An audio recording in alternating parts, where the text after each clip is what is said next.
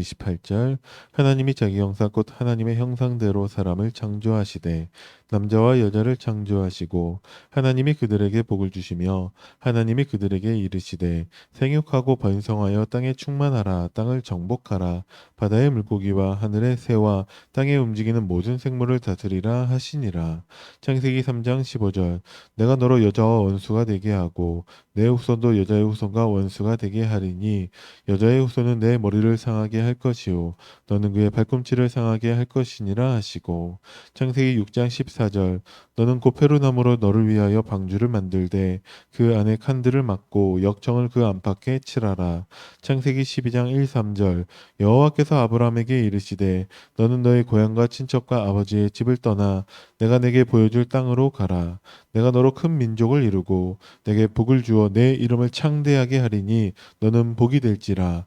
너를 축복하는 자에게는 내가 복을 내리고 너를 저주하는 자에게는 내가 저주하리니 땅의 모든 족속이 너로 말미암아 복을 얻을 것이라 하신지라. 출애굽기 3장 18절 그들이 내 말을 들으리니 너는 그들의 장로들과 함께 애굽 왕에게 이르기를 히브리 사람의 하나님 여호와께서 우리에게 임하셨은즉 우리가 우리 하나님 여호와께 제사를 드리려 하오니 사흘 길쯤 강해로 가도록 허락하소서 하라. 이사야 6장 13절 그 중에 10분의 1이 아직 남아 있을지라도 이것도 황폐하게 될 것이나 밤나무와 상수리나무가 배임을 당하여도 그 그루터기는 남아 있는 것 같이 거룩한 씨가 이 땅에 그루터기니라 하시더라. 이사야 7장 14절 그러므로 주께서 친히 징조를 너희에게 주실 것이라. 보라 처녀가 잉태하여 아들을 낳을 것이요 그의 이름을 임마누엘이라 하리라. 이사야 53장 5절 그가 찔림은 우리의 허물 때문이요 그가 상함은 우리의 죄악 때문이라. 그가 징계를 받음으로 우리는 평화를 누리고 그가 채찍에 맞음으로 우리는 나음을 받았도다. 아멘. 어, 이번 주 하나님께서 주신 강단 말씀은 에덴의 축복을 누리라는 것이었습니다. 에덴의 축복은 무엇이냐? 하나님이 우리를 창조하실 때 하나님의 형상대로 창조하셨습니다. 하나님의 형상이라 함은 26절에 우리의 모양대로라고 되어 있지만 요한복음 4장 24절에 하나님은 영이시기 때문에 모양이 있을 수 없습니다. 그때 하나님의 모양대로라고 함은 하나님이 영이신 분이라는 것이죠. 그래서 오직 인간에게도 하나님처럼 영적 존재로 창조하시는데 흙으로 지으시고 그 코에 생기를 불어넣으셔서 생령이 되게 하셨습니다. 그래서 인간만 하나님처럼 영적인 존재로 창조하셨는데 왜 그러냐? 그래서 하나님과 교제하라고 하나님과 함께하는 축복을 누리라고 오직 인간에게만 하나님의 형상을 허락하셨습니다. 그것이 에덴 동산의 축복입니다. 에덴의 동산을 만들어서 하나님이 그곳에 머물게 하면서 하나님과 함께하는 축복을 누리게 하셨죠. 그것을 사탄에게 빼앗기게 되었는데 하나님은 말씀을 통해 그 말씀의 핵심은 그리스도 대신 예수님 복음입니다. 그 복음을 통해서 에덴 동산의 축복을 회복하셨습니다.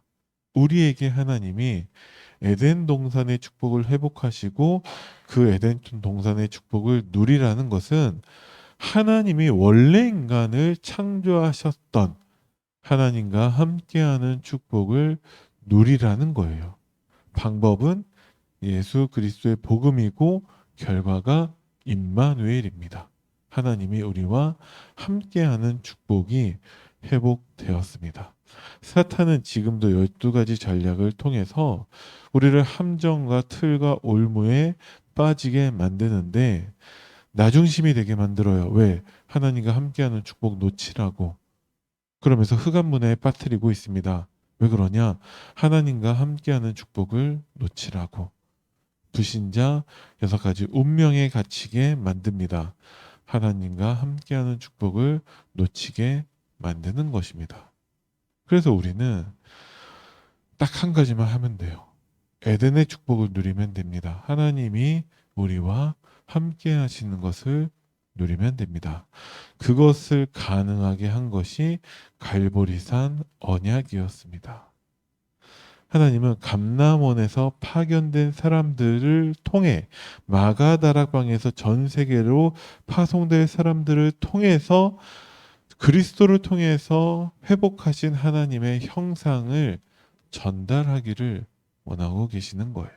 그것을 하는 것이 교회이고 하나님이 2022년 우리에게 교회 24의 응답을 누리게 하실 것입니다. 그래서 창세기 1장 27절 그 하나님의 형상이 빼앗겼지만 회복되었는데 모든 렘넌트들마다 그 증인으로 섰습니다. 하나님이 나와 함께 하심을 증거했다라는 거예요. 그러면 우리도 얼마든지 그 증인이 될 수 있습니다. 한 가지 조건만 있다면 내가 그 회복된 에덴의 축복을 누리면 된다는 것이죠. 세 가지 축복이 따라옵니다. 정말 하나님의 형상이 회복된 사람들에게 보좌의 축복과 시공간을 초월하는 축복과 237 나라의 빛을 비추는 축복이 따라오게 됩니다. 그래서 우리가 쫓아가면 안 되고 따라오는 것입니다. 우리는 에덴의 축복을 누리기만 하면 된다는 것이죠. 그때 우리에게 미리 정복하게 하시는데 나와 교회와 업을 통해서 하나님은 오직 유일성 재창조의 응답을 누리게 하십니다. 그래서 우리는 오직만 발견하면 돼요. 우리가 진짜 정말 하나님이 에덴 동산의 축복으로 우리에게 그리스도의 복음으로 하나님의 말씀으로 집중하게 하시는 오직의 축복만 발견하면 됩니다. 그러면 유일성의 응답이 따라오고 재창조의 능력이 나타날 거예요. 어떻게 나타나냐? 창세기 1장 27절 말씀을 보면은 이 내용이 왜 굳이 여기 있을까라고 싶은 그런 내용이 있습니다. 뭐냐? 하나님이 자기 형상대로 사람을 창조하시되 로 끝나면 돼요. 근데 그렇게 안 끝나고 남자와 여자를 창조하셨다라고 나옵니다. 실제로는 구체적으로 창세기 2장 가서야 하나님이 남자의 갈빗대를 취해서 여자를 창조하신 그게 나오거든요. 남자와 여자를 만든 게 하나님의 형상하고 무슨 상관이 있을까요? 남자와 여자가 하나님의 형상입니다. 자, 동성애가 왜 나쁩니까? 하나님의 형상이 아니기 때문에 나빠요. 왜 그러냐? 하나님이 남자와 여자를 창조하신 이유는 무엇이냐?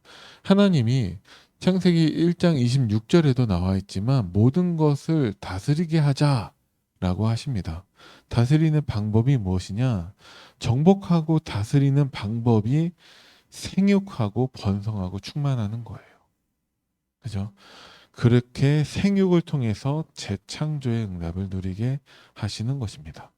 더 이상 하나님이 창조를 하시지 않으세요. 인간이 끝입니다. 그러면 그 다음 인간은 그 남자와 여자를 통해서 하나님이 재창조하게 하신다라는 것이죠. 그렇게 생육하고 번성하고 충만하면 하나님이 정복하고 다스릴 수 있게 하세요. 근데 언제 그 생육 번성 충만이 나오냐? 창세기 4장에서. 창세기 3장에서는 생육 번성 충만하기 전에 사탄이 개입해서 하나님의 형상을 빼앗아 갑니다. 그리고 나서 불신앙의 후대들이 생산되어져요. 그래서 첫 후대인 가인이 살인을 하게 됩니다. 지금도 뭐가 문제냐?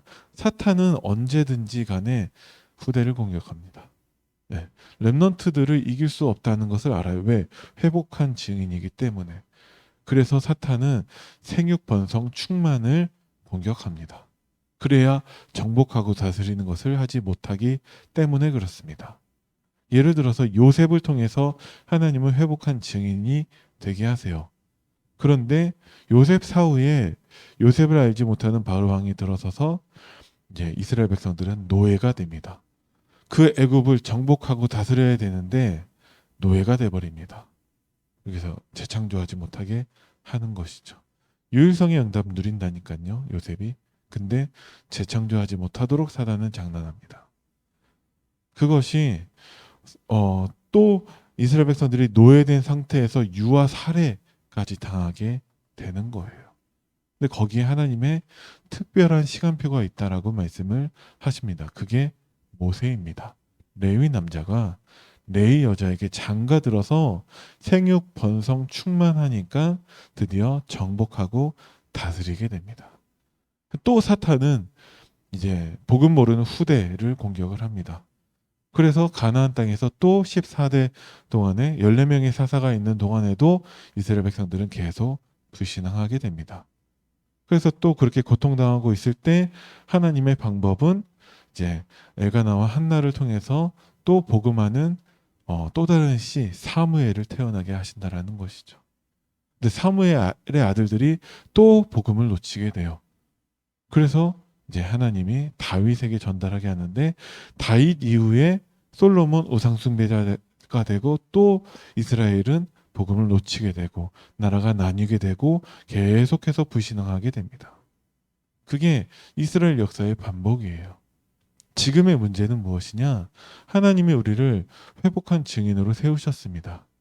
그런데 후대들이 또 복음을 놓치게 될 거라는 것이죠. 그래서 하나님이 우리에게 렘넌트라는 언약을 주시는 것입니다. 그래서 우리는 그 렘넌트에게 올바른 복음, 정확한 언약을 전달해 줘야 되는 거예요. 어떻게 전달해야 되냐? 우리가 하나님의 언약 가진 증인으로 서야 됩니다. 그래서 말씀 따라가면 이게 돼야 돼요. 복음 회복하는 것으로 끝나지 않습니다. 말씀 따라가야 돼요. 말씀에 순종해야 됩니다. 내게 증거가 있어야 돼요. 그 증거로 후대들에게 전달해 줘야 됩니다. 그래서 하나님이 우리에게 아침에 낮에 밤에 에덴 축복을 누리라고 하신 거예요. 아침에 정시로 나의 모든 생각과 모든 일 가지고 하나님과 기도하라고 하셨어요. 대화하라고 하셨습니다. 낮에는 무시로 모든 만남과 눈에 보이는 모든 것 가지고 하나님께 기도하라고 하셨습니다. 그게 에덴의 축복이에요. 밤에는 말씀을 정리하면서 깊은 시간을 가지라고 말씀을 하셨습니다. 이것을 하지 않았다라는 것은 에덴의 축복을 누리지 못한 것입니다. 왜? 우리가 회복된 증인이지만 내가 진짜 말씀 따라가지 않았다면 후대들에게 전달할 게 없어요. 후대들이 나도 저렇게 해야겠다. 보고 배울 만한 게 없다라는 것이죠. 지금 랩런트들이 복음을 모르냐? 복음을 다 알아요.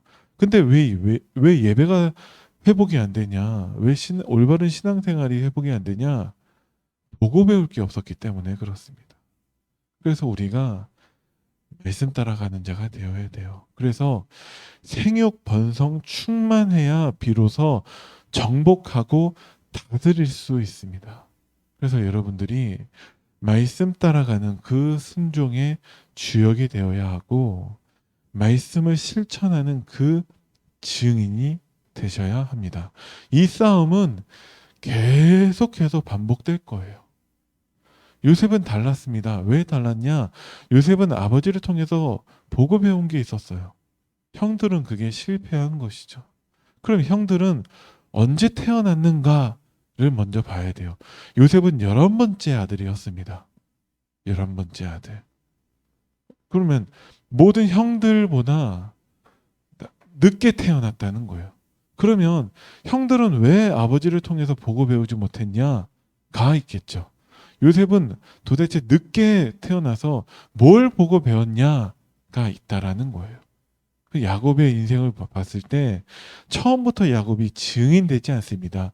이스라엘이 되고 난 다음에 증인이 되는 것이죠. 거기에 비밀이 있습니다. 여러분들에게 야곱의 축복이 아니라 이스라엘의 축복이 있기를 바랍니다. 오늘도 선포될 말씀 붙잡고서 여러분들이 내가 말씀 따라가는, 순종하는, 실천하는 그 비밀이 있기를 바랍니다. 말씀에 분명히 주어질 거예요. 이렇게 해라. 이렇게 하면 너희들도 요셉처럼 다를 수 있다. 그 말씀이 분명히 선포될 거예요. 여러분들이 그 말씀을 붙잡으시고 그 말씀을 실천하는, 또한 하나님의 증거를 얻는 후대들에게 증인이 되는 그 응답의 주역이 되기를 간절히 기도합니다. 기도하겠습니다. 살아계신 하나님, 은혜를 감사드립니다. 우리가 말씀 따라가서 에덴의 축복을 누리는 증인이 되게 하시고 후대들에게 올바른 복음과 정확한 언약을 전달하는 증인이 되게 하옵소서. 감사를 드리며 우리 주 예수 그리스도 이름으로 기도드립니다. 아멘. 하늘에 계신 우리 아버지여, 이름이 거룩히 여김을 받으시오며 나라의 임하옵시며 뜻이 하늘에서 이루어진 것 같이 땅에서도 이루어지이다. 오늘날 우리에게 일용할 양식을 주옵시고 우리가 우리에게 죄 지은 자를 사하여 준 것 같이 우리 죄를 사하여 주옵시고 우리를 시험에 들게 하지 마옵시며 다만 악에서 구하옵소서. 나라와 권세와 영광이 아버지께 영원히 있사옵나이다. 아멘.